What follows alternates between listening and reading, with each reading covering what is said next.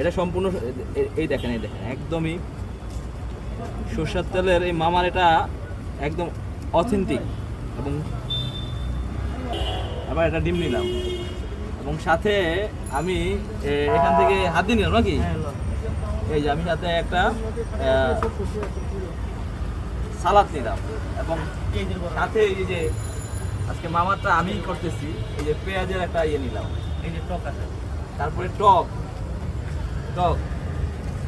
এই যে টকটা নিলাম। তো অন্যান্য দিন খাইছি, আজকে আমি মিরপুর থেকে আসছি না খাওয়ার জন্য, একদিন খাইছি, খাইয়া আমি একদম ফিদা হয়ে গেছিলাম আমার, এবং এই ভিডিওটা আমি আপলোড করছি। তো আজকে এই ডিম, বুট এবং সাথে সালাদ সব কিছু মিলাই আমি এখন টেস্ট করবো, দেখি এই খাবার টেস্টটা কেমন। সামনে একদম লোকেশনটা, তো আমি খাচ্ছি, দেখি টেস্টটা কেমন।